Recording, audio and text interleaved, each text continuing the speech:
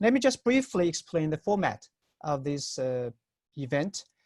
We have allocated about 40 to 45 minutes for the speaker and 10 minutes for each of the commentators. And then there will be, hopefully, will be about 45 minutes for Q&A session. If there are a lot of very interesting questions, and if the speaker and the commentators are willing to stay a bit longer and entertain more discussions and questions, we are willing to extend it by probably 10 to 20 minutes beyond 12. So that's why we have booked technically 2.5 hours, but we are not necessarily having to go through the whole time frame. So I think normally we will end around 12, probably a few minutes beyond the 12. But we don't think we will need to use the all 2 hours and 30 minutes. Once the speaker starts, we request all the people in the audience to mute themselves, and throughout the whole meeting, they should also submit their questions through the chat room. We have somebody helping us collect the questions, and then we will share the questions with the speaker or commentators. They will decide which one to address within, I think, a limited time. I think and also for the speaker and the commentators, I will signal to them when it reaches the 5-minute mark, 1-minute mark, and when time is over, so that they will know how to time their presentation or comments. I think that's what I need to say at this stage. Then I will let, I think, my co-organizer, Professor Taisu Zhang, introduce the speaker and also 2 commentators, and whatever other, I think, logistic things he wants to share with the audience at this point. Taisu? All right, thank you. Oh, actually, John Haley is here. That's great. So when Lee and I were discussing the theme of this this online series, both of us had expressed an interest in doing something about law and culture.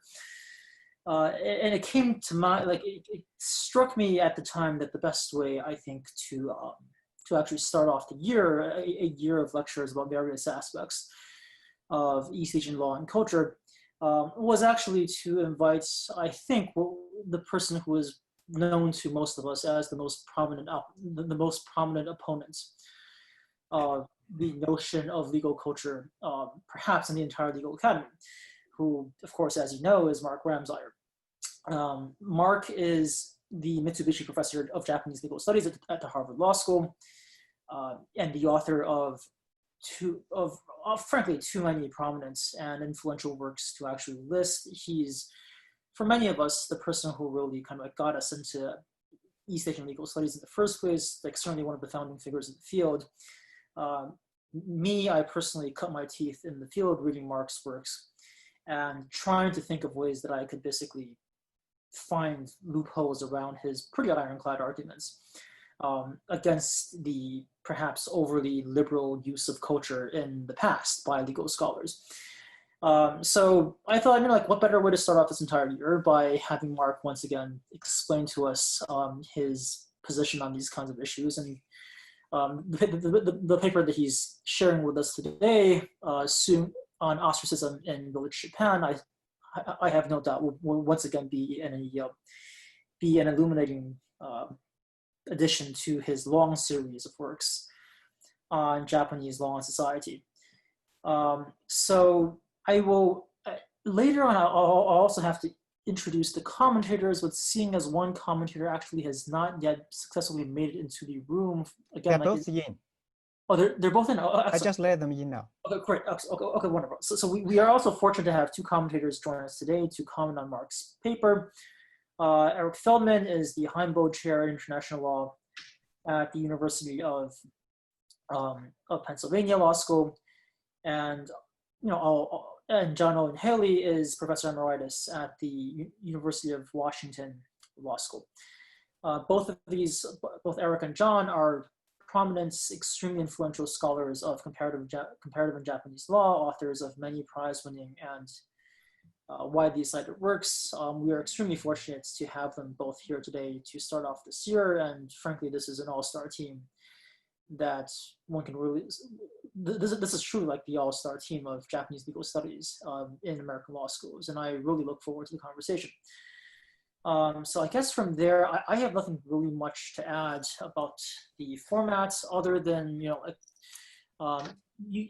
apparently there is, we are streaming this event through through 学术志 and a Chinese website dedicated to the streaming of academic talks. So if at any time you have more glitches with Zoom, which I hope there won't be, but given how Zoom has been performing this past week, I'm not quite confident in that assessment.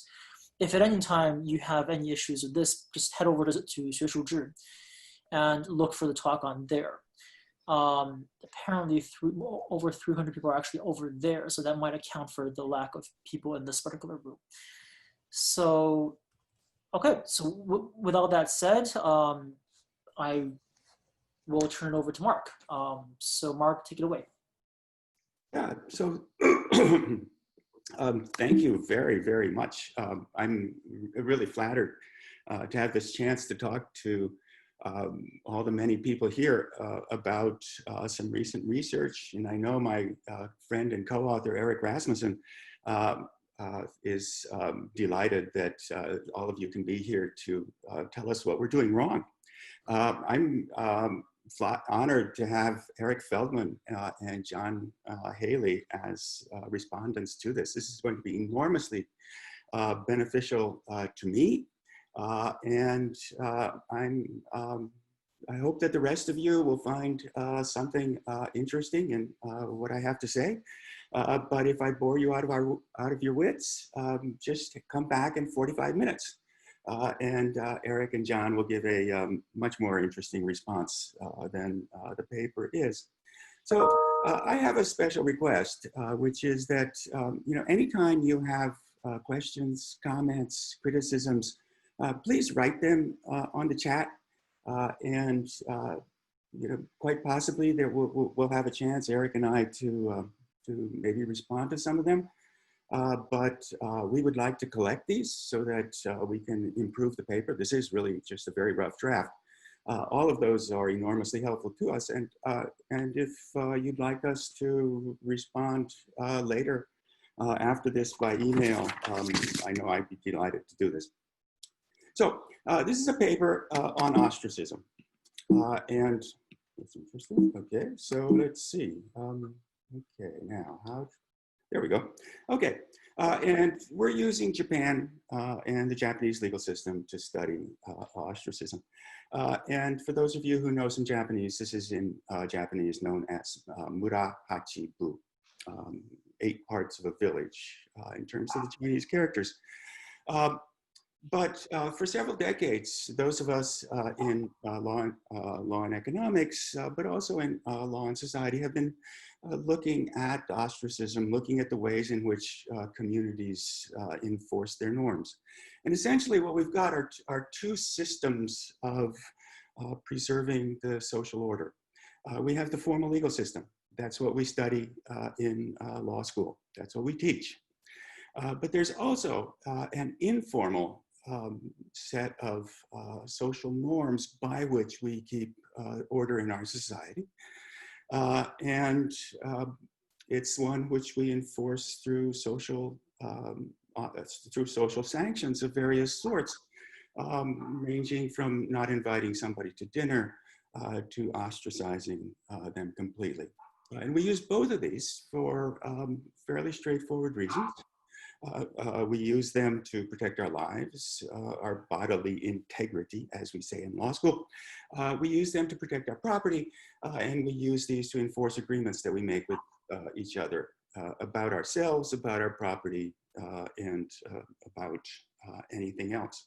Okay, so legal systems do more than this, but I think those of us who are in the law school would probably mostly agree that in modern democracies, if you deal with bodily integrity, property rights, and enforcement of agreements, that's the bulk of what the legal system is about. Now, the problem with the formal legal system, more than anything else probably, is that it just costs too much. It's a very costly mechanism to operate, and that's why we've had these social norms and social sanctions to keep things in order if we have violations which seem not amenable to the more costly legal forms of keeping people under control. Now, in terms of social sanctions, as I said, they range from not talking to somebody, not having a beer with them, to ostracizing somebody. Ostracism is a very serious sanction in some societies. Okay, apes get ostracized; they die. In hunter-gatherer societies, hunting is a group activity. If you are kicked out of the group, you don't hunt; you starve. In agricultural societies, it depends a lot on the type of agriculture. If, like Japan, you have wet rice agriculture, you need access to the village irrigation facilities. You need, prior to modern mechanization, you needed people to come over and help you transplant the rice and to harvest the rice. And if you were ostracized from a society, it meant basically you had to move and get another job. Okay, now, the trick, if you will, the complication in looking at ostracism and social sanctions on the one hand and the formal legal system on the other is the way in which these two interact. This is where we have a formal discussion of this, a mathematical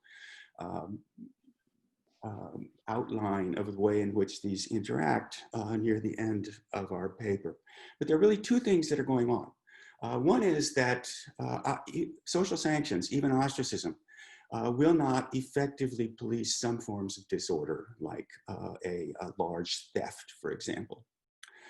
And so what we have is the formal legal system as a backup to the social sanctions when you need a more severe penalty. That's part of it.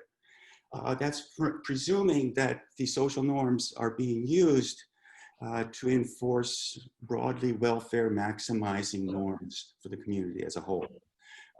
Second, which is that communities don't necessarily simply promote welfare maximizing norms. People in societies like to steal from each other.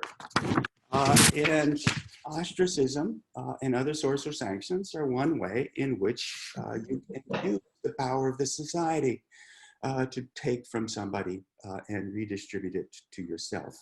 And so what the formal legal system also does, in addition to serving as a backup to social sanctions, is as a way to police the social sanctions, to make sure that they're being used for broadly welfare maximizing norms, as opposed to being used to redistribute wealth and other materials among the community.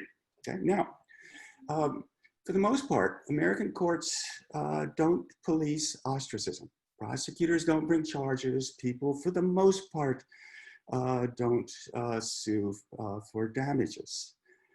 Basically, with a wide variety of qualifications, courts don't intervene. Okay? Japan's different, and that's what this talk is about. Japanese prosecutors bring criminal charges when a community ostracizes somebody, sometimes. And people bring private suits for damages sometimes. And before you start trying to explain why Japan does things so differently, I think one needs to understand that among modern Western democracies, Japan is not the outlier. The United States is. The way in which Japanese courts intervene in cases of these serious social sanctions is much closer to what courts in Europe do than is the United States. Okay, so what do we do here? We look at all published cases involving ostracism. This comes to a couple of dozen, right? Obviously, this is a wildly non-random sample. That doesn't mean it can't be helpful. It means we have to look at these cases with an eye to the sample bias that they necessarily are going to involve. They range from the early 1800s to the early 21st century. Most of them are 20th century cases, ranging over the entire century. Now, as you can see here, these are the cases where the cases come up. They come up from all over the country, okay? Now, are they randomly distributed across the country? The answer is no. And one of the puzzles that we will look at here is what type of community gives rise to these cases of ostracism that end up being litigated. Okay? They range all over the country, but that doesn't mean that they're geographically random. Now, how much of this is there? Well, you know, if you simply type in the Japanese word for ostracism and run a Westlaw search, you get something in the order of 20 cases per decade. Most, as I mentioned, you know, we're looking at 24 cases. Why? Because most of these aren't really about ostracism. That in the course of discussing a unrelated dispute, the court drops an analogy to ostracism, and that's what we're picking up. A maybe better index for how often these things happen would be to look at Ministry of Justice statistics. The Ministry of Justice has local offices where people who think their human rights have been violated can go and complain. Ostracism is considered a violation of human rights for Ministry of Justice purposes, so they count this stuff. Okay, so what do? It's sort of a cost, a lower cost version of litigation. The Ministry of Justice will listen to you when you come and complain.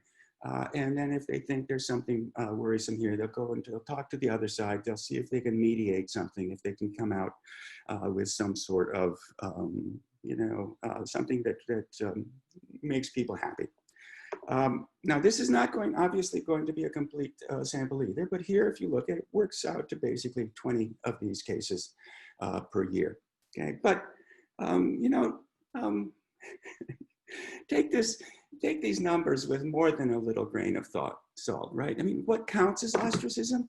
Well, to my knowledge, 8th grade girls everywhere, every society can be mean, okay? A small minority of them are really mean. That's what it means to be 14. Do we count these? Probably we don't. If you live in Cambridge or New Haven and you put a Trump sign on your front lawn, people will not invite you to dinner parties.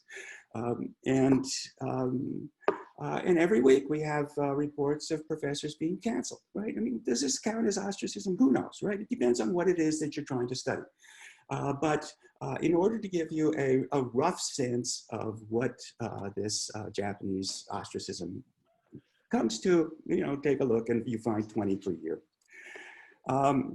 Now, so what do these things involve? Let me give you a few so you get a sense of what these cases are about. One here, this is from 1935. We have a community on the mouth of a river near Nagoya. And a factory is in the process of being built. And the community wants to know whether they should fight it. Most of the people in the community say, look, this factory here at the mouth of the river making synthetic textiles is going to lower the amount of seaweed that we collect. It's going to lower the quantity of fish we can catch, the shellfish we can catch. We need to oppose it.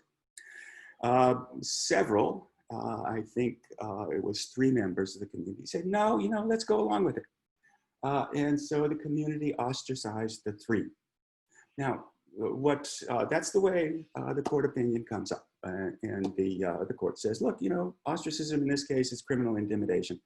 It's a crime. Now, you figure, you listen to this, you say, you know, there's got to be more going on, right? You know, are the 3, do they own shares in the factory? Did the factory bribe them? Like, who knows? We never get the full story in these cases, but that is the sort of thing, this is the kind of case that we're talking about. Now, in terms of the statutes, there are 3 things to keep in mind here. Okay, section 222 of the Criminal Code says, look, criminal intimidation is a crime, and the courts say that ostracism is potentially a criminal intimidation. 709 of the Civil Code says that if you intentionally harm somebody or negligently harm somebody, that's a tort and you have to pay them. Okay, this is straightforward, basic tort damage. And if you say, so how does the court apply these 222 and 709 to ostracism cases? Here's what they say. It's pretty standard. They say, look, you want to have a beer with somebody, you don't have a right to it. You want to talk to somebody, you want to sit next to somebody, they're perfectly free to say no. They don't have to give any reason whatsoever. But if a group collectively decides not to talk with you, not to do business with you, not to have drinks with you, and so forth, collectively, then potentially they degrade your personhood and harm your good name, okay? Now, there's a qualification though, right? It's not just any ostracism. It has to be that the conduct is imposed, as the court puts it, without a reason deemed appropriate by social convention. It has to be there isn't a so-called proper reason. What's a proper reason? Well, here the court goes to the language of another very famous part of the Civil Code, Section 90, which it says that what we're looking at here is whether it is contrary to the public order and good morals. Okay, so that's the test.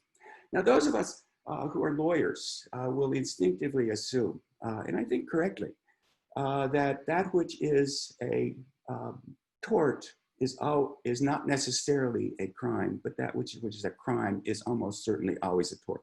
In other words, the court uses the same language to describe the ostracism that is problematic for both the civil code cases and for the criminal code cases. But in general, for something to fit within the criminal code, it has to be more egregious. And that's almost certainly the case. Okay, now, if you look at what courts do in these 24 cases, almost always they find that the ostracism is not justified. It's either a tort or it's a crime. They rarely says the community was fine to do this. And part of the puzzle in this paper is why that happens. What is it about the selection of disputes into ostracism and selection of ostracism into litigation that leads to the fact that those cases which we observe are almost always ones where the court says the victim, the dissident wins. Okay, second one. We have a case, Kumamoto, much more recently, and we've got a shop owner. And he's watching the firemen train outside his shop. When they're done, they sit down and drink. They're drinking, and along comes a fireman who skipped practice to beat him up, okay? A few days later, the police come around and talk to the shop owner, and he describes what happens. He describes the way that they do. Does it sound okay? Everything's okay? I can hear a dog barking, but okay. So he tells the policeman who came by what happened. The shop owners organize a boycott of his shop. He has to close it and move out of town. And he sues the fireman, and the court says that this is a tort, right? So what's the principle here? It's that snitches get ostracized. People who report to the government or to the police misconduct in the village will often find themselves in trouble. Now, some of these ostracism cases are straightforward cases of expropriation. Okay, so in 1946, the American occupiers required the Japanese government to redistribute land. This is the so-called land reform. It took land from those who held a large amount of land and took it for a trivial amount of money and sold it for the same trivial amount of money to their former renters. Okay, so you're redistributing land from owners to renters. They do this for almost all of the paddy fields. They don't do it for mountains. Okay, so mountains were not redistributed. Mountains are obviously not as valuable as paddies, but they do have value sometimes. And in part of the, this is part of the Hyogo prefecture where Kobe is, but the village said, you know what, those Americans didn't redistribute the mountain land, so we're gonna redistribute it anyway. And so they told the folks who held more than 2 hectares of mountain land that they had to give over to the village the produce from their share of it. The families refused, the villagers ostracized them, and the prosecutors charged them with criminal intimidation, and the court said they're liable. Okay, now, there are tons of, not tons, there are more than the usual number of cases involving electoral violations. And here's the logic to these cases. The electoral district was often more than a hamlet. it might involve several hamlets. The district might be a municipality, which covers several different places, okay? And hamlets have distinct interests. And any one voter will, of course, not affect the outcome of the election. But if the hamlet together votes, they could sometimes throw an election one way or the other. And so what Japanese hamlets often did during the 20th century, apparently, is they'd get together and they'd decide which way the interests of the village went, and then they would all agree to abide by that decision. And once in a while, somebody would deviate from it, and he would be ostracized, okay? Now, you say, so how do they know that this person deviated? Japan has secret ballots. It's like, you know, I don't know. That seems to me a puzzle, but sometimes they did find out, they thought, and when they did, there was ostracism. And if they ostracized for this, almost always the court says that's criminal intimidation. You can't do it, okay? Now, this leaves us, I think, with 3 questions. So who's suing, right? Why are they suing? What are they trying to do? And, you know, between a village and a court, who has the better information in these cases. So I mentioned that these cases come from all over the country, and they do. But they don't come from 2 places. They don't come, for the most part, from the middle of big cities, and they don't come from isolated rural villages.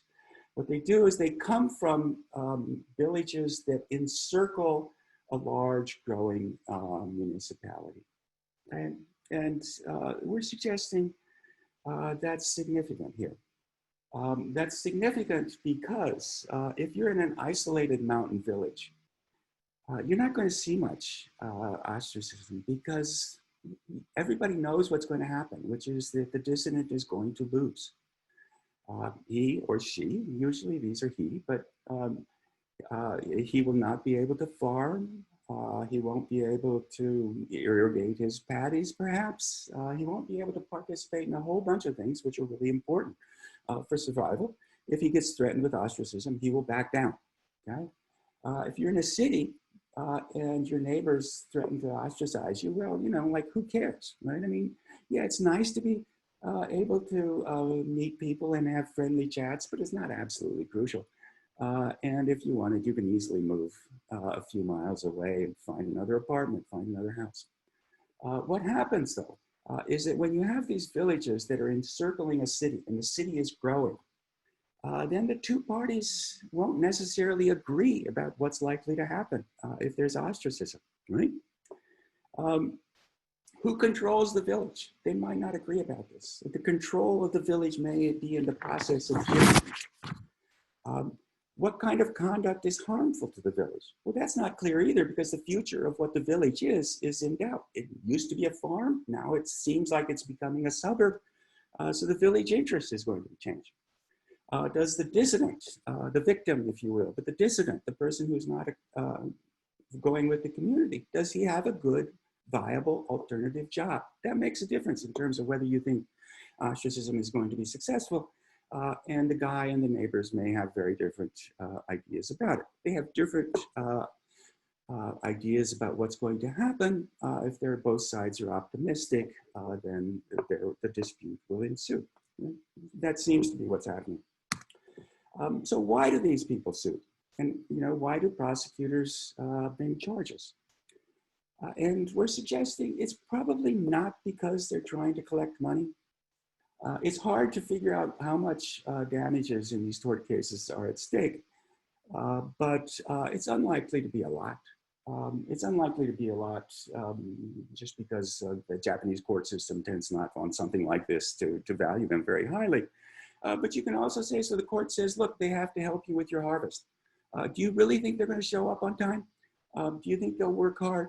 Will they sabotage things while they're helping you, right? Can a court really tell hostile villages that they have to cooperate? It seems to me the answer is no. Do the prosecutors bring these charges to put people in prison? Absolutely not.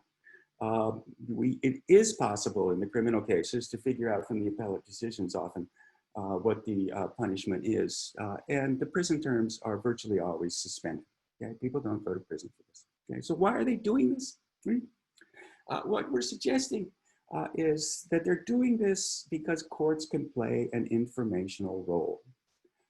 Courts gather evidence, they certify what happens, and then they publicize it. And for the victim of the ostracism, what we're suggesting is that that's what they're looking for.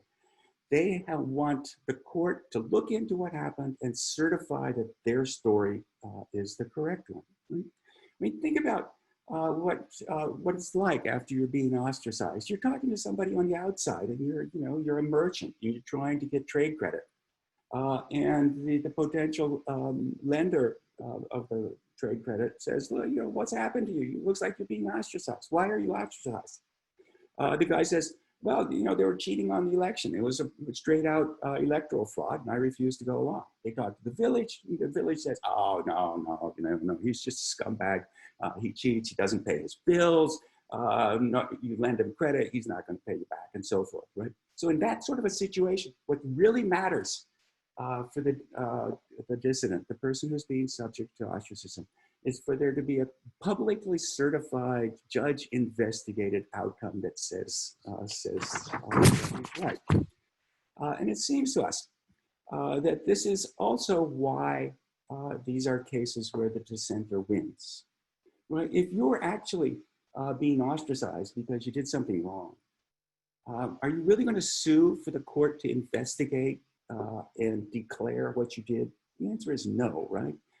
You just as soon have all of this sort of disappear. You're not suing for money because there's no money involved. It's that you want the court to look into this and say what you did.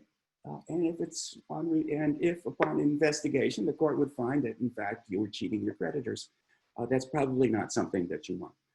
And so the selection of these disputes into litigation, given the informational role that the courts are playing here, is likely to be ones where disproportionately the people involved have a claim that's right. Okay. Third point. So Eric and I have a good friend, Eric Posner, at Chicago. And Eric's written on this. Eric Posner, the third Eric in this group, has written on this. And Eric Posner says ostracism can be a good thing because villagers have better information, right? So villagers know the guy, right? So they know whether he's a cheat or not. The problem, I think, here is that you don't necessarily want these severe sanctions to be imposed on the basis of the whole history of what the village knows. Okay, so ostracism by a village in a trial by a court involve different information sets. The judge investigates this particular dispute and find out what happens. My guess is that when a village imposes ostracism, it's less because of the last thing that happened as the fact that the last thing was, in fact, the last straw. That you've got, the villagers know this guy, and they've got a whole history of him. And that whole history is going to come in to whether you ostracize him, right? So yeah, sure. He refused to oppose the building of the factory at the mouth of the river. Yeah, right. But he's also sold me spoiled fish last year. And he's always selling spoiled fish. And he pays his bill late. And he dumped my sister in 8th grade for the rich girl. And he cheated on his 2nd grade homework besides, right? All of that is in the information set the villagers know. And I think part of what the courts are asking is, it's fine to look at all of that evidence when you're trying to decide whether you might go out for a beer with somebody. That's fine. We all do that.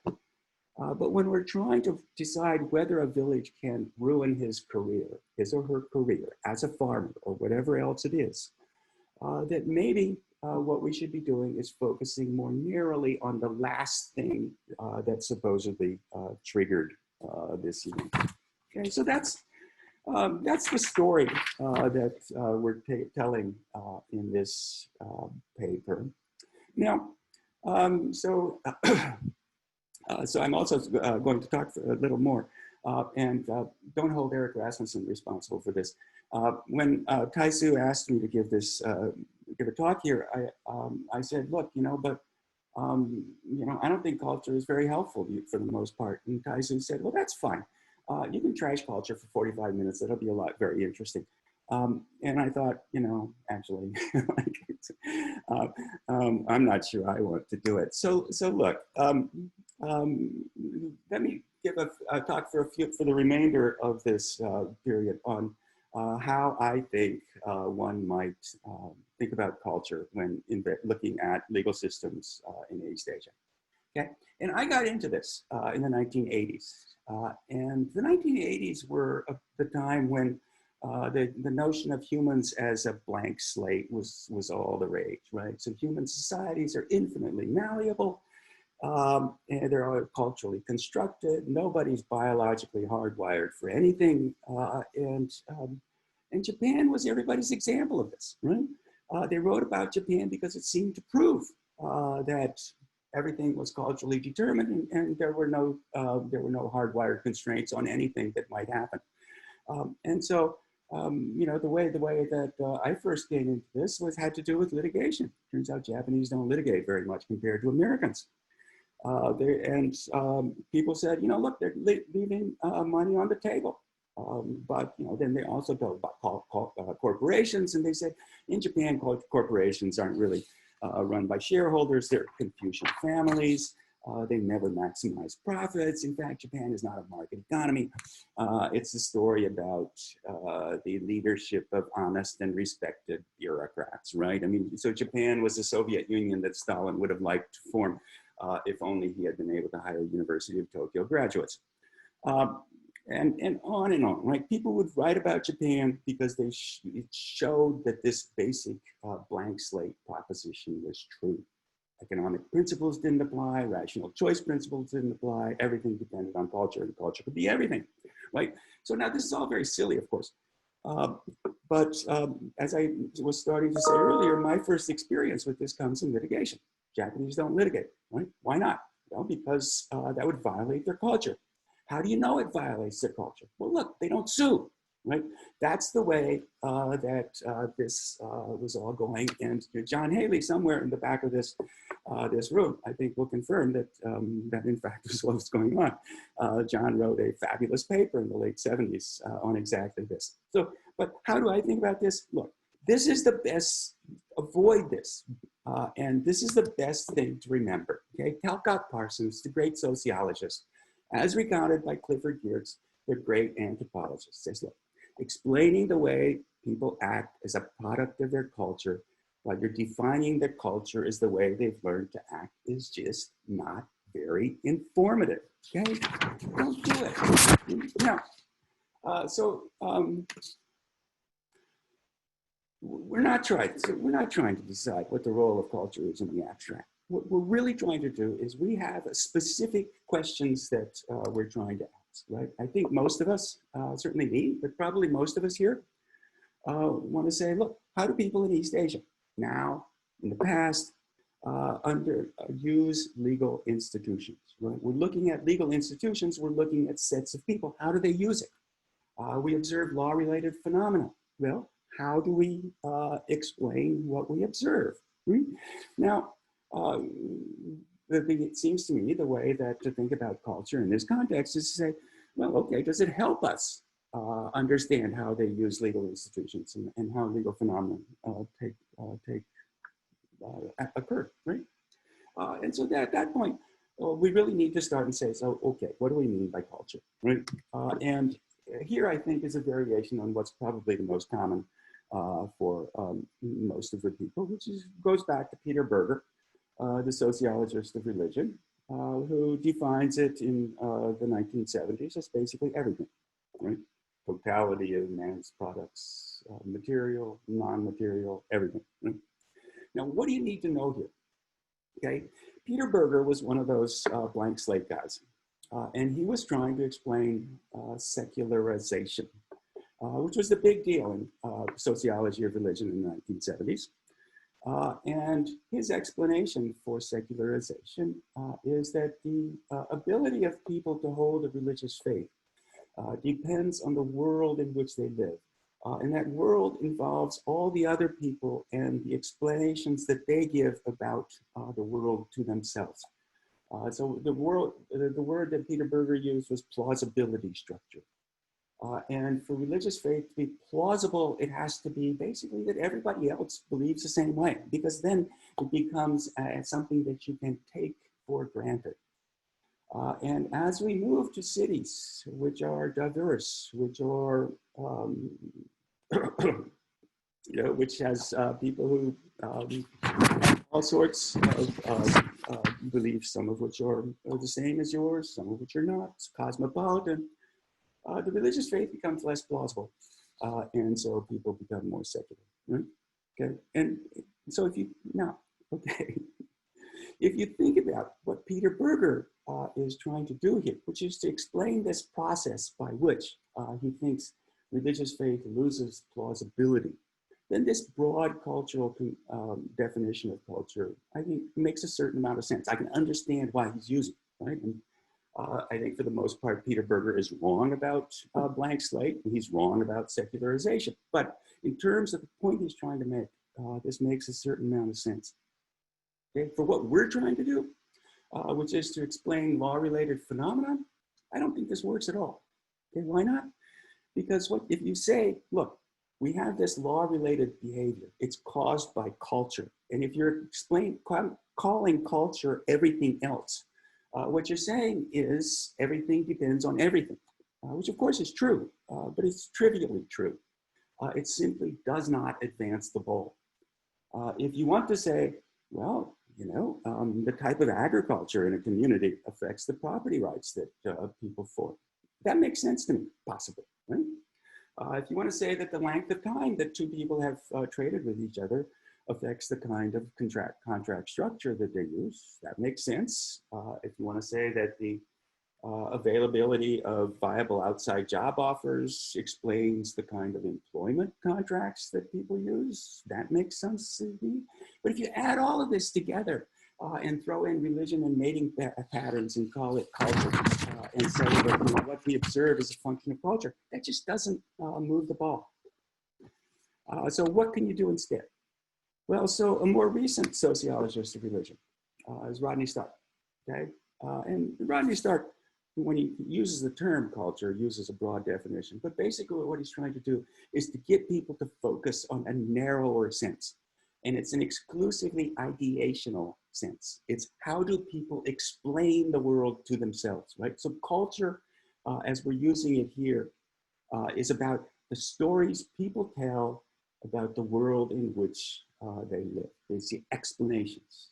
And Stark says, in this sense, religion is a subset of culture because it has to do with the explanations that people give about the relation between their observed world and the supernatural world. Okay? But notice that this is ideational. Okay? Now, this, I think, at this point, you can say, look, we can ask, does the way in which people explain the world to each other shape the way that they use the legal system? And I think you can say, well, yeah, that sounds plausible to me. It doesn't strike me as plausible, but it strikes me as falsifiable at the very least. Right? You can say, okay, how people envision the world affects what they do. Do they sue? Well, how do people see money? Maybe they see money differently in two different societies. Will that affect the way that they litigate over money? And hypothetically, I think you can say, yeah, it might. So, my comments for this group would be, go ahead, try it. See if you can find evidence for it. Okay? I don't think you'll find it. Right? If we're going back to the question here, is how people conceptualize the world in which they live, this ideational sense, this much narrower Rodney Stark version of culture, does that affect the way that the legal system works? And I think not. Here, go back to Malinowski. Malinowski, the famous anthropologist who spent the 1930s at the Trobriand Islanders. He says, look, These are empiricists. He says humans are empiricists. The Trobriand Islanders were empiricists. So if they see weeds growing in their garden, they don't pray about it. They don't hold dances to get the weeds to disappear. They go pick them. Right? What do they dance about? What do they pray about? They pray about the rain, because that is something which they don't see empirically a way to control, if you will.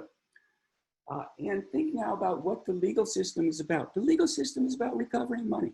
Okay? Yeah, I understand, you know, it does all kinds of other things, but basically, for the most part, it's about contracts and traffic accidents. It's about claim or land disputes, right? These are empirical phenomena. These are like weeds in the Trobriand garden. They're not about the weather. Yeah, which is to say that, you know, how people conceptualize the world can affect some things. I don't think when you're looking at modern democracies that you're going to see a significant difference between countries that would, difference that is significant enough to result in different uses of the legal system. Right?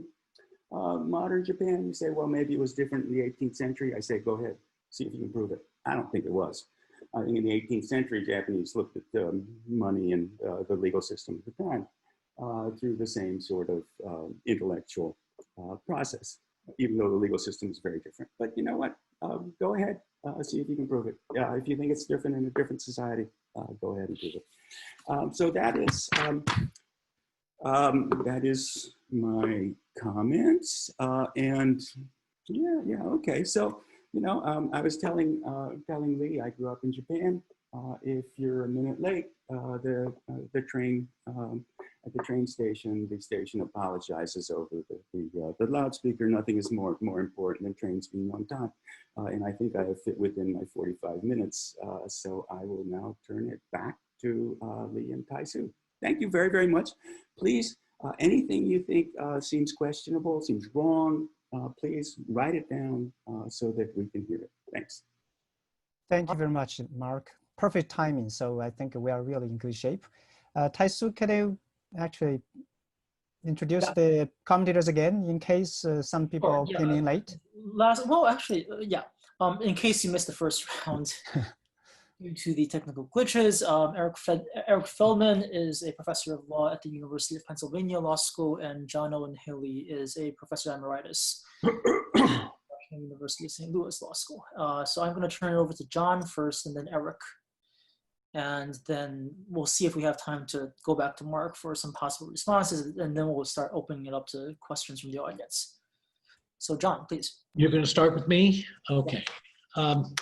Well, as always, I'm very impressed and extremely gratified by what Mark has produced. He always produces incredible work, empirical work that has a few peers, if any peers. My only significant concern is that he overlooks a major aspect of the Japan story. And that is, one can put it in a word as culture, but I put it as history.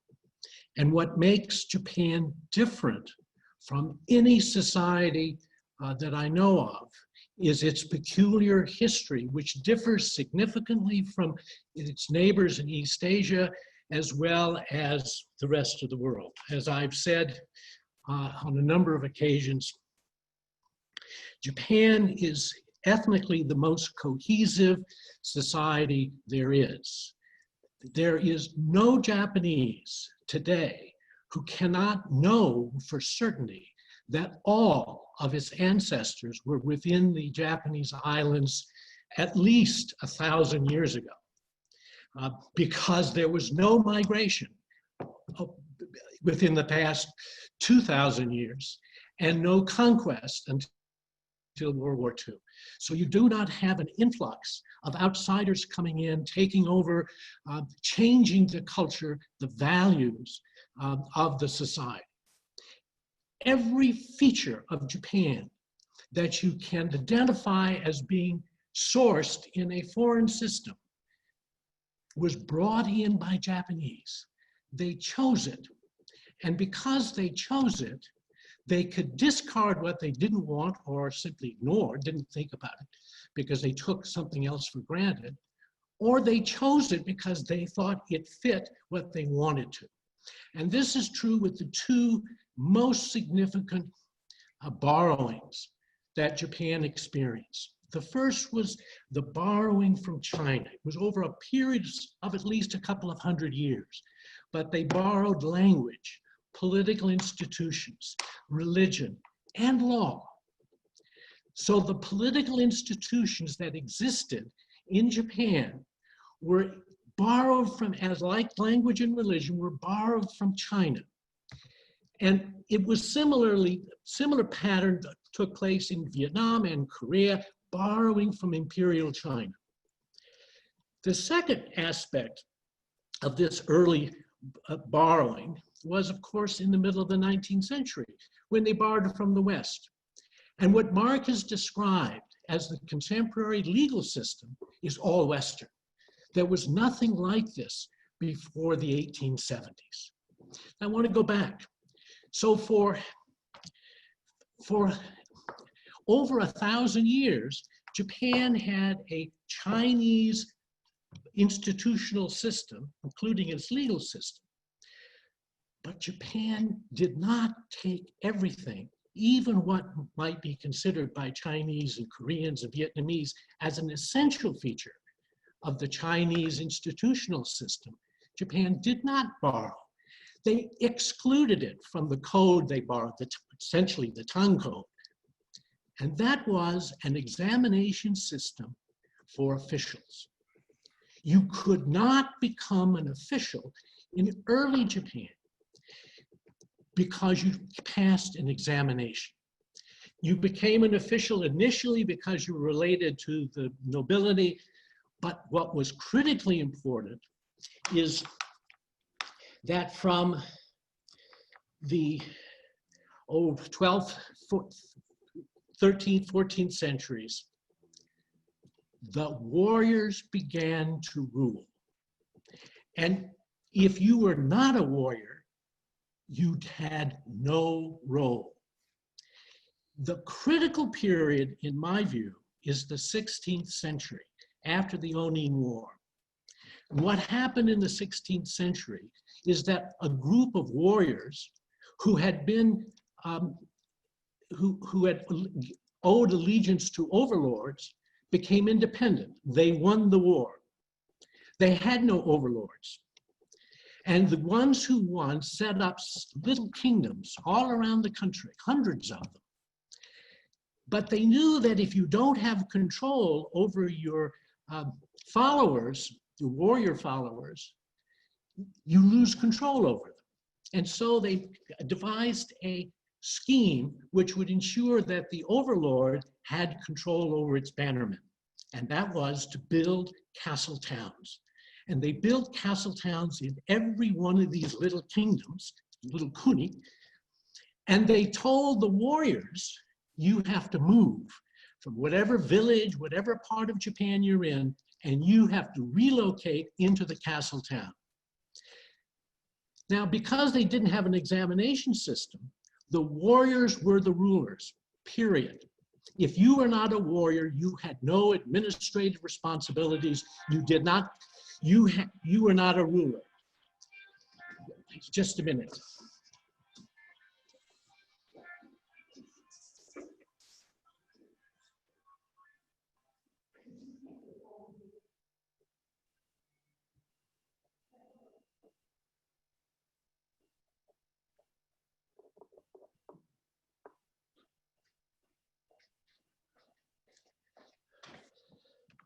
Excuse me.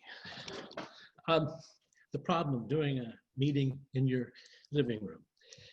In any case, the warriors' rule. It meant that there were no warriors in the villages any longer. So the villages had one class, one legal status, peasants. There were two kinds of villages at least. One, the rice-producing villages, and then villages on the seacoast, which were basically had fisheries. And I want to come back to that point as a question. In any case, Japan is the only country in East Asia where the villagers were left essentially to be self-governing so long as they paid their taxes. Unlike China, where the rural landowners gained control over the local administration, or Korea, where you had officials, the yangban there was a yangban in practically every village. And Japan's villages, they were all the same class. This was true for over 250 years. And that experience produces culture, shared values, shared expectations, and shared habits. The most important means for control by the village was through ostracism. So ostracism was a mechanism to produce control. And I believe that that pattern continues to exist, although with in very different circumstances.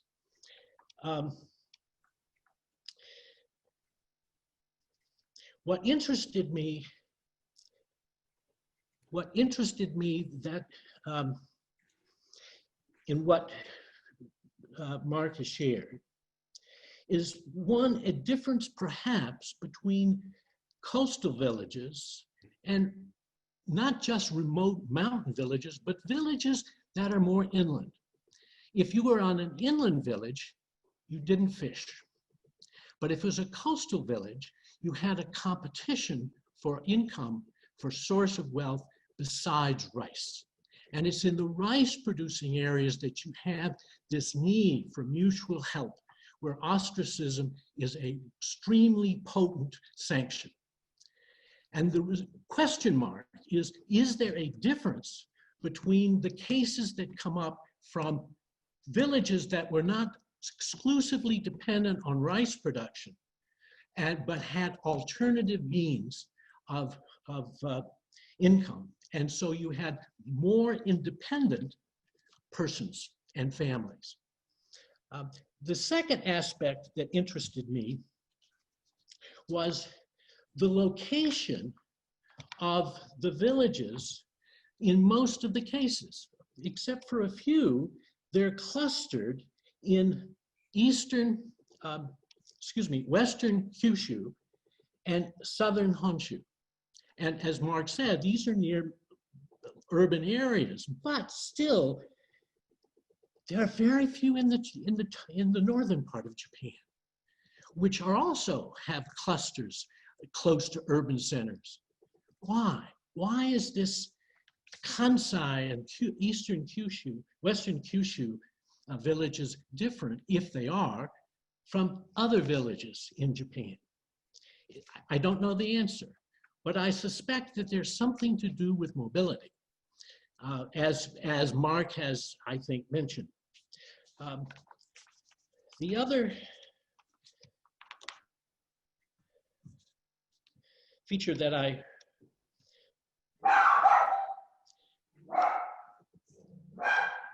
other point that I would make is that we have a remarkable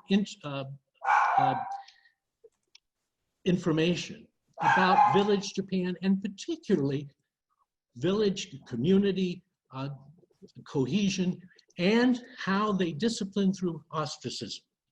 And the one story that I think is of pre-modern Japan of real interest, and it's in a book which I strongly recommend. It's by Herman Ohm's Tokugawa Village Practice, Class Status, Power, Law, published by Berkeley. Ohm's, in his first chapter talks about, I quote, mountains of resentment, one woman's struggle against Tokugawa authority. And he describes the lifelong struggle for independence, or justice as he puts it, of a peasant woman who was a native of the village in the Shogun's domain near Nagano Prefecture. She struggles and she is subject to ostracism, but she never gives up.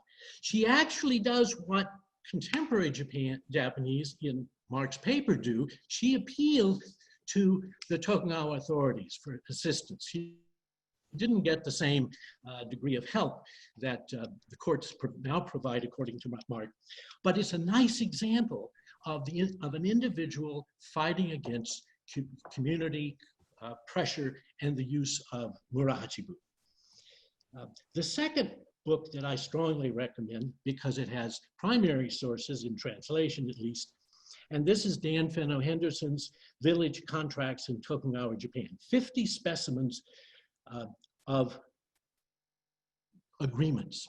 And they vary. There are agreements within the village about who's going to be the headman or who they're going to recommend to be appointed the headman by the warrior rulers in the remote capitals or administrative headquarters, and who will really, for the village, be the acting headman, et cetera, et cetera, et cetera. It's a remarkably interesting and valuable set of materials. I think I'll stop there and let Eric take over. Thank you very much, John. Eric?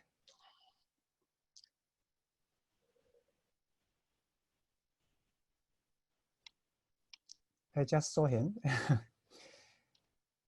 Eric, can you hear us? Okay, he's back. Eric, please, it's all yours. Water. Am I unmuted? Yeah, you're fine now. So thanks so much to both of the organizers, Taisu and Lee. This is a uniquely COVIDian event and a really interesting one, despite this challenging circumstances. My apologies for Mark mentioned at the very end of his talk being late for a train. I was a bit late for the meeting, but it was largely for technical glitches. So I hope he doesn't hold it against me. Thanks also to Mark. I mean, Mark, as we all know, is indefatigable in his ability to identify just phenomenal research topics about Japan and the Japanese legal system, always writing about them in provocative ways. The field of Japanese legal studies wouldn't be the same without you, Mark, as you know. And so commenting on your paper and commenting after John, who's a giant in the field, I've sat at both of your feet for many years, so this is a real pleasure. There's tons to admire in this paper. It's original, it's interdisciplinary, it's wonderfully comparative, it's analytically rigorous. I love going back to Robert Smith's work on murahachibu. I read it as a grad student and kind of forgot about it, and it was wonderful to see it brought into the legal realm and examined both with lawyerly precision, but also from a cultural economic perspective. And I very much, just in the same line of the work of great anthropologists, underscore what John Haley had just suggested, which was the Mountains of Resentment article, or the chapter, I think it's the first chapter of Ooms' book, which is, I think, a terrific and extremely well documented historical example of ostracism in Japan. So tons to admire in the paper, but knowing Mark, he's never that interested in praise. He'd rather be nudged and provoked and engaged. So I want to take the few minutes I have. I think I was given 10 minutes or so, just to make a few suggestions and point out a few areas where I think the paper could be improved as Mark and Eric continue to work on it. First, and Mark got to this a little bit more in the presentation and than in the paper, but I'd benefit, and I think the paper would benefit, from a better definition of what constitutes ostracism. You mentioned eighth grade girls are mean everywhere, and I'm the father of an 8th grade girl, and so I can confirm that that's true. Whether or not that counts as ostracism, I'm not sure. In part because the examples you give in the paper don't fully flesh out a definition. If we go back to the Greeks in early Athens, we know what ostracism was. There was a formal procedure. Citizens cast votes for people they thought were too powerful, or it was policies they didn't like. If somebody got enough votes, this was the kind of the reverse of an election for office. You'd get elected to leave the village and you'd get thrown out for 10 years. So ostracism was a formal process. It was a democratic process. It was a temporary process where you'd get chucked for 10 years, but then you were invited back in. You'd continue to have your property. And it was targeted at particular kinds of individuals. It's not clear to me what the definition of ostracism is in Japan? What are the qualities that define the range of cases that are discussed in the paper? We're told in many of these cases, and most of these cases, that the community imposes ostracism, but we're not told what constitutes a community. It clearly isn't the entire polity. In some cases, it's companies, it's neighborhood associations, is it families, is it a political party, a trade association? Is it any group of 2 or more people who reject a third? Is there some commonality in process that leads to ostracization in Japan? Or does it just happen organically? Or is it street corner conversations or subway platform, izakaya talks between a couple of people? What goes into the ostracization here, and who are the ostracizers? I think equally important, I want to know who it is that gets ostracized. And in some of the cases in the paper, like case 17, that involves the potter, Mr. Arakawa, it's an individual person who gets ostracized by the community. But in case 12, what I think you guys describe as the lily bulb case, there's 2,000 members of a farming association. They ostracize 138 members. So it seems as if ostracization can be done by a small number of people or a large number of people targeted at an individual or targeted at a different community. There's also just a mini complaint here. I think you guys say, or Mark, you say, that the 138 members in the Lily Bulb Association were hit with ostracism. And that's a turn of phrase that just jarred me, and I'd love to see something else. I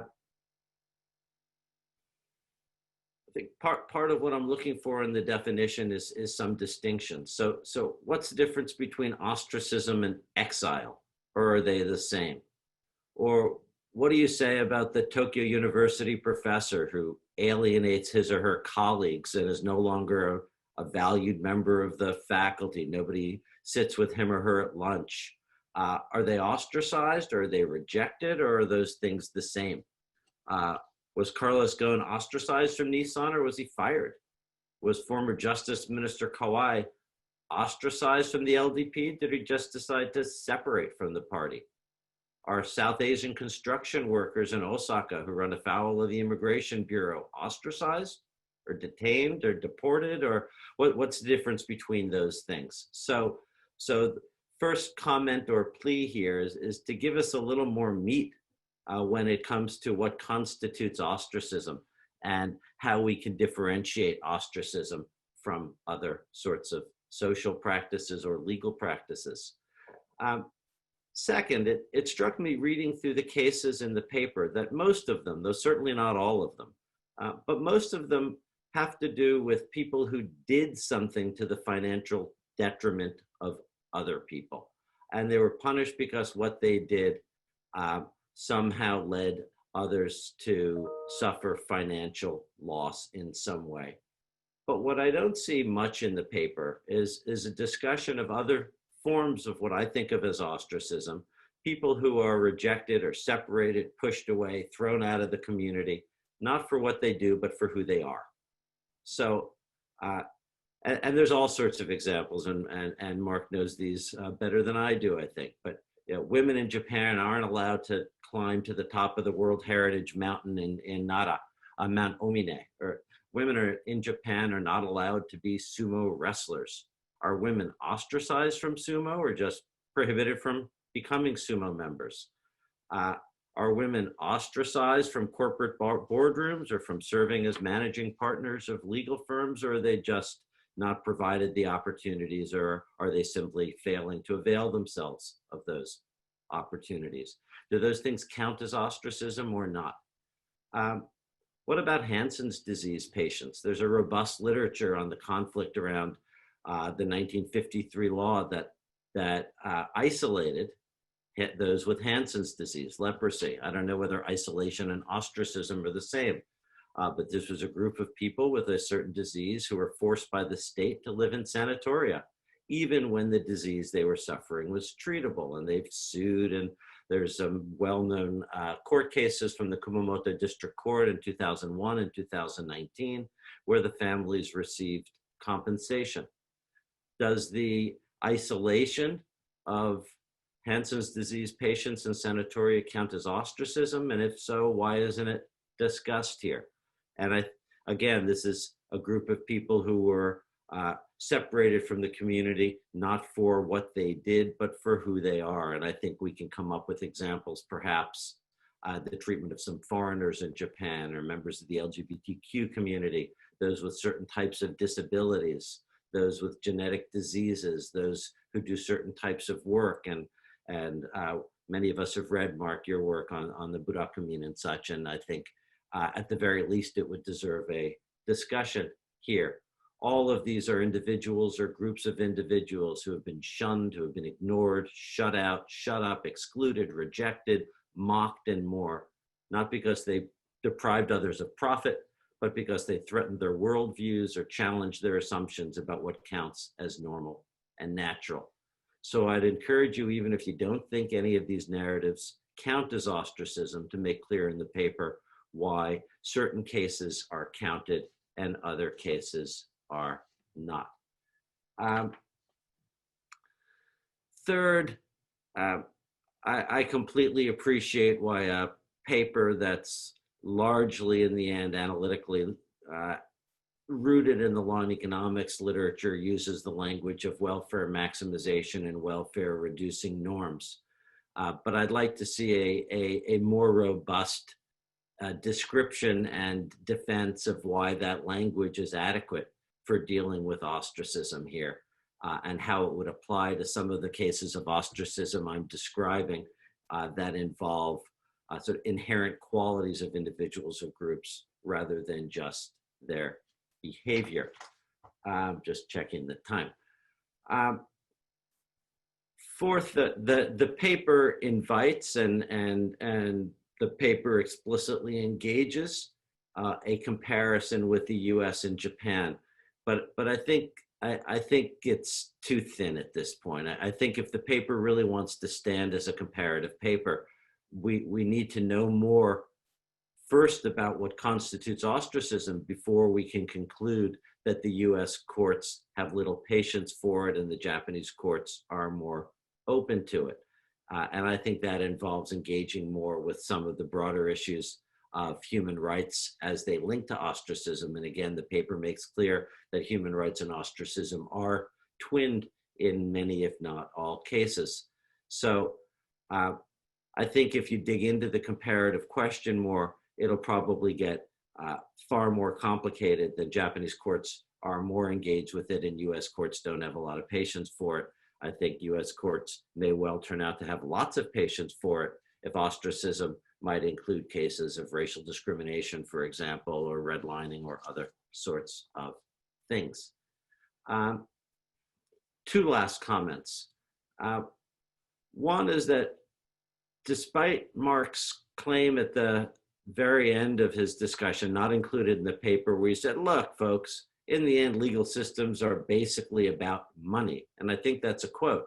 This paper tells us that the legal claims around ostracism are not basically about money. They're basically about other things. They're not for financial or injunctive relief. They're for publicizing grievances, getting the facts out in the open, people declaring their innocence. And I'm extremely sympathetic to that view, but I'm surprised at how unoriginal it is. And maybe that's just because Mark's work is so original so much of the time. I always expect him to say something new. But the claim that litigants in Japan, and I think that's not just litigants in Japan, it's litigants in many places, use the courts for things other than simply money, is a claim that many have made. I think John Haley has made the claim, Frank Upham has made it. The claim has been flowing through the literature for 3 decades. So I want to know what makes this case, the case of the use of the courts when it comes to ostracism for informational purposes, different than those other sorts of cases. And if it's not different, then I think the paper ought to make clear that it's building on and echoing a literature in the or a claim in the literature about Japanese law that differentiates it from the broader claim that Mark makes at the end, that legal systems are basically about money. I think you're giving us an example of arguably how maybe the legal system's not always about money. And finally, just because you sort of riffed on and as you do so elegantly dumped on the idea of culture mattering at the end and throwing out the challenge to all of us to show how it matters. I think it's interesting and important that this discussion is occurring and with the background of the coronavirus, or against the background of the coronavirus, having been in Japan for a good bit of the unfolding of that pandemic and seeing at least regular newspaper reports, whether they're true or not, I don't know, but newspaper reports describing ostracism as a result of COVID in Japan. Healthcare workers being refused entry to their local izakaya because they'd been exposed. People refusing to be around those who had tested positive, been hospitalized and been cured. People concerned about getting tested because getting tested might show that they were positive, even if they were asymptomatic, and being positive meant you were somehow a bad actor. You had put yourself in harm's way. So we've got the whole field of medical anthropology that's got lots to say, I think, about cultural constructions of health and disease. And while I'm no particular expert here, this seems to me to be one interesting place to look for how culture might influence views of health and well-being, which may contribute to being ostracized, if we can use that language, given the paper. At any rate, terrific paper, full of things to comment on for those of us in law, sociology, history, anthropology, and so much more. And I really appreciate Mark and Eric in this paper putting ostracism firmly on the menu for all of us. So thanks. All right, thank you, Eric. So Mark, would you like to have like 5-10 minutes to quickly respond to the questions, or do you want to just open it up to the audience? Oh, you have to unmute yourself. That's a good idea. Thank you.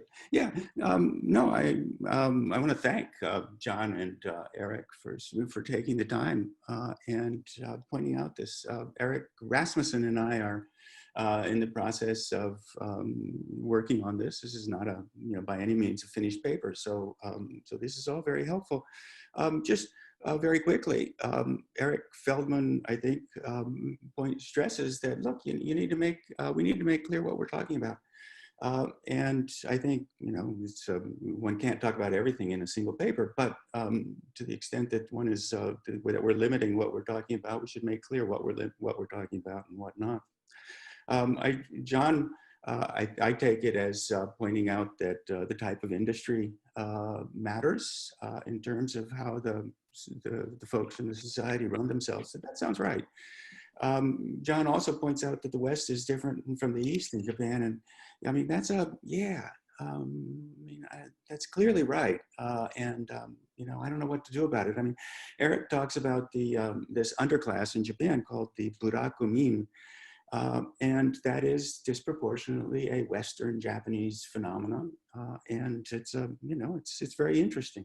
And ostracism too, exactly as John says, is more heavily to the West than it is to the East. But let me stop talking so others can. All right, so we're gonna go to the audience very quickly, but before we do that, like I just wanted to kind of like abuse my position as organizer, actually ask a question. And so this is nice that I have a chance to actually press mark on this. Thank you for the paper. It was wonderful. And I, as always, I learned an enormous amount. So given that specifically, you as you said, like I brought you here so that we could argue about the possible application of culture to the explanation of legal phenomenon. Let me try and see if I can basically at least like persuade you of the possibility of some kind of cultural influence on some part of your narrative, specifically about the fact that people, the litigants in these cases don't seek damages. They're basically just asking for informational, or in some cases like reputational redress. So Eric mentions the contrast between your accounts of these kinds of mechanisms and say Frank Upham's or John's, and to somebody who's a China specialist, this it's also very common in both late imperial and contemporary China for people to sue in court largely for informational purposes. Now that said, the big difference between those cases, including the ones that Frank writes about, which I'm a bit more familiar with, and what you find here, is usually when you're suing in court for informational purposes, you do so as kind of like a halfway measure. Like what tends to happen is you sue, you use the court for discovery, for a certain kind of like publicization, and for disclosure of certain facts to the community and so on and so forth. And once that's achieved, you usually just like basically settle or drop the suit because your goal of publicization has largely been achieved and you don't really care that much about the actual end result, which usually is not likely to be in your favor. Now, in your case, the unusual thing is basically these guys win the case, right? Like they actually win the case in the end and they're actually entitled to formal legal redress. And yet even at that point, they don't press they don't press like just extra informational or non-informational damages, right? And so the question then is why, right? So like one thing that comes to mind is perhaps they're afraid that if they press for monetary damages or injunctions and so on and so forth, if they want back in their community, like they want to be accepted back into their community, and the goal of suing is to re-enter the community, then pressing harsh damages would seem to defeat that point because you're creating so much bad blood between you and the community that bridges are inevitably burned. But so that would be kind of like a non-cultural rationalist explanation for this kind of behavior. But it's also kind of like a curious application because presumably if you're in the business of suing your community in the first place, then more likely than not, bridges are already irretrievably burned. Right, and it's almost kind of like not terribly plausible to really get back to the community. Instead, what you're doing this for is to recover, yes, as you say, to recover your reputation. But if you can recover your reputation and get monetary damages at the same time, then the question is really why not do that, right? So this in the end, like you see where I'm going with this. Like in the end, there's a kind of like intuitive explanation to some of us who are kind of like suckers for culture. In that we would say that an easy way out is that these guys, there are social norms against suing your community for monetary damages, and it would be shameful in some ways or seen as socially improper to do that. You, based on like reading you for the past 20 years almost, like I assume you would not want to avail yourself of that option. Instead, you would want to go for kind of like a hard-nosed rationalist explanation. And so the question is, really why? Right? Given the likelihood that you're not going to really be welcomed back into the community with open and friendly arms anymore, why not try to get monetary damages, if not for some kind of like broader social norm? And with that, so I guess the question to you is: do you want to take lumps of questions, or do you want to take them one by one? I've already collected a few questions from the chat room and sent them to Mark already. I think probably we will ask Mark to comment on those or respond to those questions as well as your question, and then we'll connect another batch of questions. How about that? Okay, sure. Yeah. Mark, does that sound good? Sure. With the caveat that tell me what the questions are in case I can't figure out. So Taizu, yeah, this, I think I misspoke, or at least I will change what I pretended I spoke, which is, it's not that they don't demand damages. What I have in these cases, particularly for virtually all the pre-war cases, is just a Supreme Court opinion. The lower court stuff doesn't survive. And even for the post-war, there are very few where I was able to find the lower court. And by the time it gets to the appellate court, the dollar amount doesn't show up mostly. Do they? You can ask for lots of money, but in Japanese judges, are very restrained and predictable when it comes to how much money they award. And they don't take kindly to people adding zeros to their claim in the same way that the US does. So, you know, if you say, look, you know, I want to get tons of money out of these folks for it, you're going to sabotage your claim. And so I think it's actually a fairly simple reason why they probably aren't asking, but I don't know that. You know, I don't think they're getting serious amounts of money, but you know, I can't prove that. I really don't have that. I can say that in the criminal cases, the people do not go to prison because that I have. And you know, if you say, look, Ramseyer, you need to get more evidence on this, I can go look. The way Japanese courts in general, judges calculate damages is you're not going to get much for something like this. You know, if you lost part of your crop because they didn't come to transplant, then you might have something. But otherwise, you're just claiming nobody talks to me. Nobody does business to me. You're not going to get very much. But you're quite right. And this goes to Eric's point as well. You know, people are suing for their reputation. I mean, it seems to me there's a fairly straightforward reason for this, which is they're in trade. They need trade credit. They need people who buy their stuff, who sell them their stuff. And you know, if you have a bad reputation, people are going to hesitate to give you credit. Yeah, we can talk about shame and you know, go back to Ruth Benedict and say Japanese care more about shame than other people, but I'm not sure what that adds. If you don't need it, because the trading explanation which applies everywhere, is good enough. Sort of why throw something else on? Mark, there are a few questions in the chat I sent you, so I don't know whether you have got a chance to take a look at. Well, so several people asked, what's the term?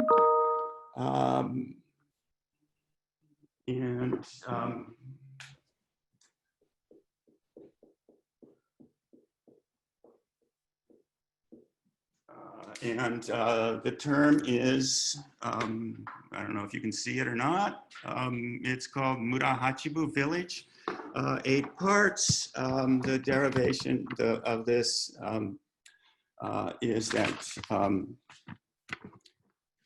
there were supposedly at some time 10 things that a village had to do, and you were cut off from all of these except for 2. That's why it's 8 parts. The 2 where you were not cut off was disposing of dead bodies, which obviously has cost to everybody else, and something else which I forgot. You know, how much of this we're supposed to take seriously, I don't know.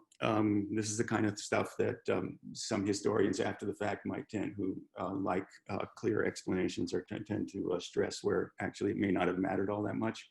To go back to Eric Feldman's question, a lot of these, not all of them, but a lot of them, particularly the pre-war ones, were village decisions. And I think especially in things like electoral cases, they got together, they said, we're not dealing with them. And then you have cases where, you know, it's not just that we won't deal with him or his parents or his children or anybody else, and you have to shun them all. So you get, so some of this stuff is indeed very formal. So let me just read some of the more specific questions that we've been getting from the audience. So Joyman Lee is asking, has there been any coherent jurisprudence that has emerged on the subject of ostracism? Are these entirely decisions on the basis of fact, or has there been any meaningful development in legal rules beyond the 3 codes cited? I was wondering if good faith or abusive rights are ever invoked in these cases. Was there ever any legislative / formal political response, even at the local level? So thank you. Yeah, thanks. Is there a coherent jurisprudence? The coherent jurisprudence is that you can you don't have to interact with anybody. Nobody has a right to interaction. But when a group collectively decides to cut off all interaction, that is both a crime and a tort unless there is a proper reason for what they did. And the proper reason goes to what's in Japanese jurisprudence, good faith and, public order and good morals. Actually what the Japanese government in their current translation of Article 90 just says public policy. That's as much as we have for jurisprudence. You sort of wouldn't expect a whole lot more jurisprudence because there's not a whole lot more cases. Eric Feldman brings up a lot of other things in the American context, which one could include if you wanted to, which is that American courts do intervene, but they have selected categories, right? Race discrimination is one, sex discrimination is slightly different. And so there are these categories where they intervene. And if you don't fit those categories, then courts don't intervene. In Japan, you don't have that categorical approach.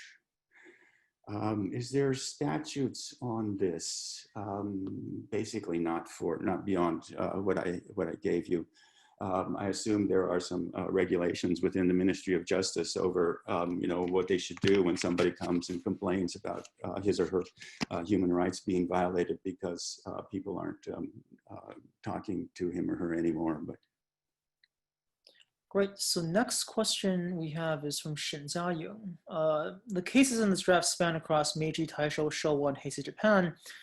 I'm wondering if the Japanese legal system had experienced any systemic changes in the 20th century, and if so, why did these changes fail to challenge the informational logic of ostracism litigation? Did this failure demonstrate the limits of the Japanese state capacity regarding its influence on villages? Sure, thank you. I'm not aware of any change. They cross basically most of these cases, as I mentioned, range through the whole 20th century. Once the court figured out what it was going to do sometime in the 1920s, it seems to have followed through pretty much without changing all this. I'm not sure that why this shows the limits of Japanese state capacity. I don't see that at all. 20th century Japanese villages were very much under the control of the state, as were Japanese cities. It really isn't seriously different. So, great. So thank you. And now we're on to these onto two broader theme questions. One is from Chung Xiaoping, who asks, I'm curious how the presenters and commentators think about the mediation system in Chinese legal culture and how it compares to the Japanese system, ?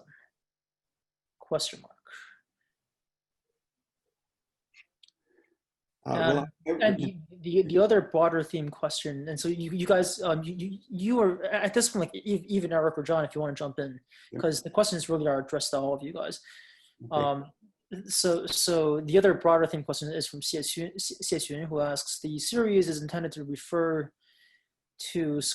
scholars to, maybe a question for us. Scholars who work on East Asian law to give their rethinking of the construction of legal culture. Now, do you think the same or similar system of cultural constructions of law can be built throughout East Asia? And this is addressed generally to, I guess, the entire group. There are a few other questions down the list. Right, and then there's one question from the other platform that we're broadcasting on, which is from a person called Sanle, who asks, would ostracism be a method utilized by people with communities, by people within communities in Japan to consolidate kinship networks from a historical aspect? Well, let me just jump in first. There is no formal mediation process for this. I think that's what the Ministry of Justice does when you go complain to them, but it is informal. Classically, when you were officially, formally ostracized by a Japanese village, it was not permanent. They would readmit you, but the way in which you did it is you found somebody who was in good standing, who would vouch for you and act for on your behalf. Then they're supposed to let you in. There is one case, which I thought was interesting, which appears in the paper, where a fellow does this. He's ostracized. He gets his brother speaks on his behalf. The village is about to admit him, where somebody else in the village then says, no, we shouldn't do it for free. He should have to pay us 200 yen. The prosecutors went after him. That was more than criminal intimidation. That constituted extortion.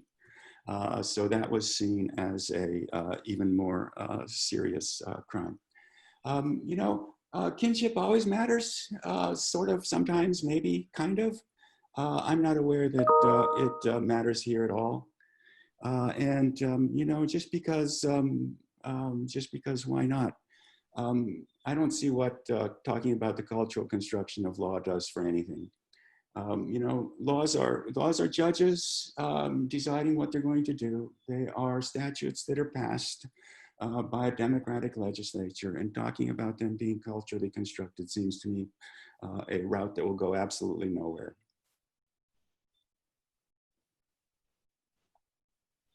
John, do you want to jump back? Do you guys want to jump back in for a little bit? I'm not sure that there's any significant difference between mediation and conciliation in China, Korea, Japan, except to the extent to which, who are the mediators? The mediators, the formal mediation or conciliation, which takes place in Japan by the courts, and I'm sure it takes place in China in the same way. But when you have a dispute, my assumption is that in all of these countries, you find someone who has connections on both sides, who tries to reduce the tension, reduce the conflict before there's any legal action or any other formal action. And when that fails, then you move to the next step. And then there may be another effort at conciliation or mediation as well. But I don't know of any significant difference, within East Asian cultures, but I don't know of anyone who has done a serious comparative study. Well, I'll stop. Just a quick sort of comment / question. I'm assuming Mark has looked into this, but my recollection, somewhat vague, is that the Ministry of Justice has a Human Rights Bureau, and the Human Rights Bureau has some number of thousand what they call human rights volunteers, who are citizens scattered throughout Japan in communities who are tasked with, in some informal way, helping to identify and resolve whatever one might define as a human rights violation. So I wonder whether that might constitute at least some vague and informal way of mediating these kinds of disputes. So now we have a few people who have raised their hands but have not typed their questions directly. So the first person is Shitong. If you want to unmute yourself and ask your question.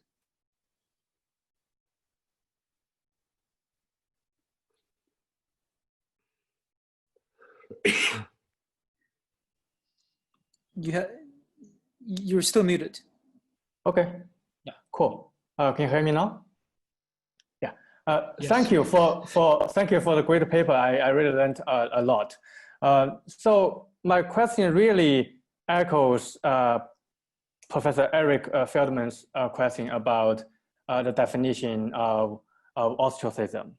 But I think Mark, you just answered my question, because you said, at least for the village case, some of them are actually just about suspended membership, right? So they might try to come back or re-enter the village in the future. Because at least to my limited understanding, I think one important question to this whole theory is about whether ostracism is the end of the game, right? It's about excel or like exit, because that the incentive in that case would be entirely different from the case in which you will try to re-enter in the future. So that being said, I still have two, I would say probably like two little questions. The first one is really about the court decisions. So what has the court decided on, like what's exactly the court decision, right? You read in your paper that, well, it's not about money and it's not even about injunctive relief. So what's it exactly? So if the court says, okay, ostracism, being ostracized, the decision to ostracize a member is wrong, what would be the remedies, right? Would the court say like something more? So I just don't know whether that data is available or not, because that's related to your theory, like what's the purpose of litigation. So my last question or comment is really to say, with the new information, you said, some village members after being ostracized, they would try to, re-enter. With that new information, I would say this whole theory, litigation after being ostracized seems to be, going both for and against this incentive of re-entering. So that's related to Taishu's question, right? On one hand, if you want to re-enter, you want to be declared like, being innocent, right? I did nothing wrong. So that might help your case of getting readmitted. But on the other hand, as Taishu said, if you have conducted or initiated this litigation, which could further worsen your relationship with other village or community members. So that could damage your chance of getting readmitted. So that being said, I'm just, I guess I just need a bit more information about this informational theory of litigation. And the last word, if we talk about really the end of game, I would say if one is being ostracized and driven out of the community already, then, and had no chance to re-enter at all. If that's the case, I don't think the informational theory really explains. Because if I have no business anymore with this community, why would I care, being declared innocent? So, it's just some random thoughts, but thanks again for great paper. I learned a lot. Thanks. Yes, thank you very much. Let me respond in no particular order. What are these cases exactly about? Our point that these are informational is not something that is formally what they're about. What they are formally about is, if they're criminal, it's do you go to prison? And if it's civil, you want money. So my guess is there is always a demand for money. There could be a demand for injunctive relief, but I really doubt it. It just doesn't seem, it's sufficiently implausible that they would ever get it, that I don't think they do. But as I just mentioned, what I have for the bulk of these cases, particularly the pre-war cases, is the Supreme Court opinion. And the Supreme Court opinion very seldom goes to what the parties asked for, and often not even the dollar amount of what they got. I am estimating that it was not a big deal, and I'm trying to make sense. So why are they doing it? I think it's informational. I think it's informational even if they're not going back to the village, because what you do is you have in 20th century Japanese villages, you have interactions with all sorts of people in the city, people in the neighboring village, and you're trying to get credit from a bank, which is now an hour away. You're trying to get trade credit from villagers next door. You care about your reputation. Can you re-enter? Well, this goes to Eric Feldman's nice point that, look, Ramseyer, you need to be careful. You need to be clear what you're talking about. And I am, in fact, mixing lots of different things. If there has been a formal vote by the community for what's called Mura Hachibu, village 8 parts, then they can, in fact, choose to readmit you. It will be another proceeding, and you would be well advised to find somebody who is well respected who will make your case for them. You know, I think ostracism, particularly in the modern in Japan, is often not this, if it is much at all. It is exactly as Eric says. It's about a University of Tokyo law professor who nobody will speak to. Why? You know, I can think of 2 or 3, and there are a variety of reasons for this.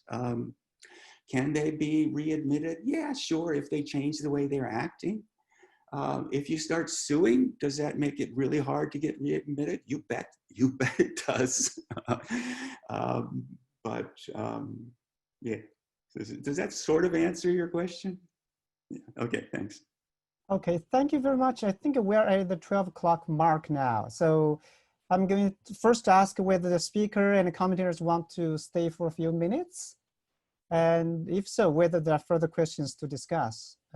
Mark, John, and Eric, any thought on whether you can stay for a few minutes before even asking people to see whether they have any final question? I'm happy to be here. I'm here. Okay. Probably we can get 2 more questions if you have some kind of, you know, burning issues you want to discuss with the speaker and commentator before we wrap this up. Anyone? Excuse me, could I add John. something to what Mark said? Because sure. It's come up several times, but I think it's very important to see the court cases in a broader context. Something has happened in the community, and the community or parts of the community that have some effect, some controls, is responding to that person or that group. One assumes that there's been a lot of discussion, there's been a lot of interaction, mediation, conciliation, something has gone on, and that going to court is a last resort. What do people want to achieve in court? And I think Mark's paper shows emphatically that what they want are not damages. They're not asking for criminal penalties. They're not suing for the person to go to prison. They're suing to get a confirmation by authority, the courts, that what was done was wrong. And that is important because it relates to reputation. And it does show something about courts, that the courts are a last resort and their opinions are, I think, if they're meaningful, respected. Not because they give you damages or you would end up in prison, but because they have adjudicated the case and have shown you are right and they are wrong. That's what's important, I think, in these cases.